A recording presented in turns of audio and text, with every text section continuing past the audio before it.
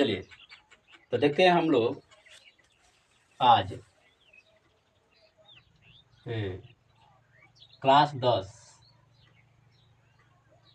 10 के लिए जो बायोलॉजी का पहला चैप्टर,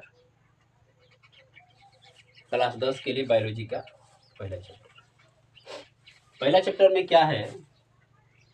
पहला चैप्टर में हम लोग को पढ़ना है जैव प्रक्रम, इसी में हो जाएगा पोषण, जैव प्रक्रम पोषण। अगर बात करेंगे कि जैव प्रक्रम क्या है, जैव प्रक्रम क्या है, तो जैव प्रक्रम का मतलब होता है, हालांकि इसका परिभाषा है कि वे सारी क्रियाएं, अगर इसका परिभाषा लिखे तो हो जाएगा कि वे सारी क्रियाएं जिनके द्वारा जीवों का अनुरक्षण होता है, मेंटेनेंस।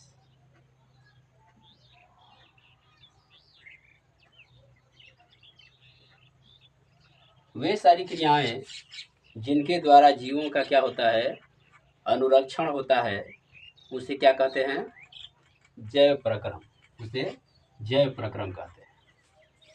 अब देखिए कह रहा है कि जैविक क्रियाओं के संचालन, वृद्धि, ठीक है, टूट फूट को रोकने के लिए, देखिए हमारे शरीर में जितनी भी जैविक क्रियाएं होती है या किसी भी जंतु के शरीर में, पौधों के शरीर में जितनी भी जैविक क्रियाएं होती है, तो जैविक क्रियाओं के संचालन, जैविक क्रियाओं के संचालन, जैविक क्रियाओं के संचालन, ठीक है, वृद्धि और टूट फूट को रोकने के लिए, टूट फूट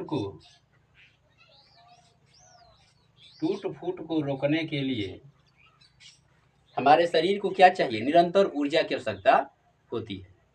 हमारे शरीर को निरंतर ऊर्जा की आवश्यकता होती है, ऊर्जा की आवश्यकता होती है, ठीक है। तो बताइए हमारे शरीर को निरंतर ऊर्जा चाहिए, क्या चाहिए, निरंतर ऊर्जा चाहिए।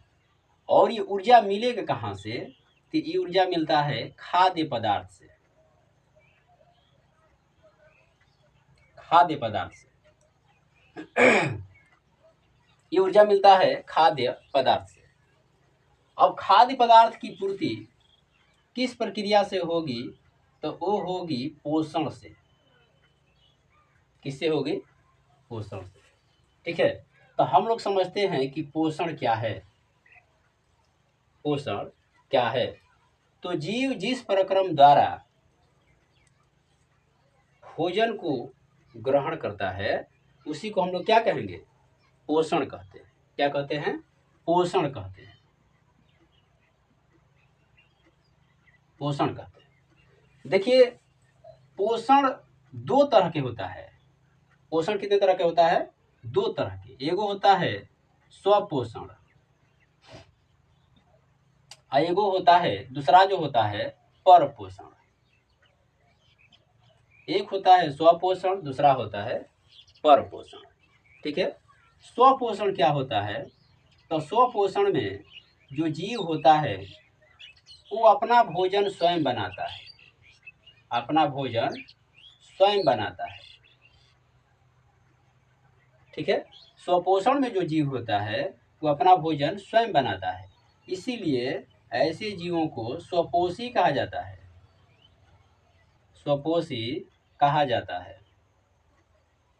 ऐसे जीवों को स्वपोषी कहा जाता है, ठीक है। अब इसमें कौन आ जाएंगे, तो इसमें आ जाएंगे आपका हरा पौधा, सभी हरा पौधा, जितने भी हरा पौधा है सब इसमें आ जाता है स्वपोषण में। अब सवाल है कि हरा पौधा अपना भोजन स्वयं कैसे बना लेता है। तो हरा पौधा में पाया क्या जाता है, तो उसका नाम है क्लोरोफिल। क्लोरोफिल, हरा पौधा में क्लोरोफिल पाया जाता है, इसलिए वो अपना भोजन स्वयं बना लेता है। ठीक है, लेकिन यहीं अगर दूसरे तरफ बात करें कि परपोषण क्या होता है, तो परपोषण में जीव अपना भोजन स्वयं नहीं बना पाता है, अपना भोजन स्वयं नहीं बना पाता है, स्वयं संश्लेषित नहीं कर पाता है।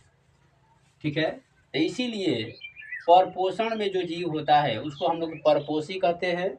आज जो परपोषी जीव होता है, परपोषी जो जीव है अपने भोजन के लिए, अपने भोजन के लिए अन्य पौधों या जंतुओं पे निर्भर रहता है, अन्य पौधों या जंतु पे निर्भर रहता है। ठीक है, अब देखिए परपोषण भी 3 तरह के होता है। कितने तरह के होता है? 3 तरह के। अगर बात किया जाए परपोषण का, तब परपोषण 3 तरह के होता है। इसमें होता है एक मृतजीवी पोषण, मृतजीवी पोषण एगो होता है। दूसरा जो होता है परजीवी पोषण, परजीवी पोषण। और तीसरा जो होता है इसको बोलते हैं प्राणी संपोषण, प्राणी संपोषण। तो पोषण 3 तरह के होता है। कितने तरह के? 3 तरह के। एक हो जाएगा आपका मृतजीवी पोषण, दूसरा हो जाएगा परजीवी पोषण और तीसरा हो जाएगा प्राणी संपोषण। ठीक है, हम लोग देखते हैं कि मृतजीवी पोषण क्या है। मृतजीवी पोषण क्या है? तो अगर बात किया जाए कि मृतजीवी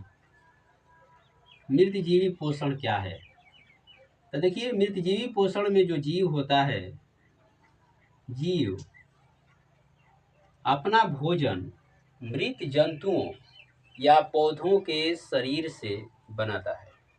ठीक है, मृतजीवी पोषण में जो जीव होता है अपना भोजन मृत पौधा या जंतुओं के शरीर से बनाता है। ठीक है, मृतजीवी पोषण में कौन कौन जीव है? तो इसमें आ जाएगा आपका कवक, जीवाणु, ठीक है, प्रोटोजोआ, ये सारे ये सारे जो है जीव आते हैं। इनको अपघटक भी कहा जाता है, इनको अपघटक भी कहा जाता है। क्यों? क्योंकि कोई भी जीव जंतु, कोई भी पौधा या जंतु जब मर जाता है तो उसको क्या किया जाता है कि जब वो मर जाता है तो उसके शरीर को सड़ाने गलाने का ये काम करते हैं।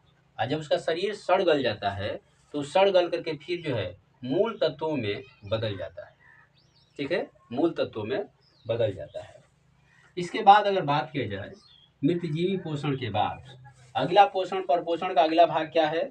परजीवी। परजीवी, तो परजीवी पोषण क्या होता है? यहाँ पे देख लेते हैं कि परजीवी पोषण क्या है। तो परजीवी पोषण में क्या होता है कि इसमें जो जीव होता है वो किसी दूसरे जीव के संपर्क में रहकर, इसमें जो जीव होता है दूसरे जीव के संपर्क में अस्थाई या अस्थाई, अस्थाई या अस्थाई तौर पे रह करके अपना भोजन बनाता है। ठीक है, इसमें जो जीव आ जाएंगे इसमें कौन कौन आ जाएंगे? तो इसमें हो जाएगा भी, इसमें आपका कवक इसमें भी आएगा, जीवाणु, कुछ और भी जीव है जैसे एंट अमीबा हिस्टोलिटिका, यहाँ पे हालांकि जगह नहीं है, इधर हम लिख देते हैं एंट अमीबा हिस्टोलिटिका,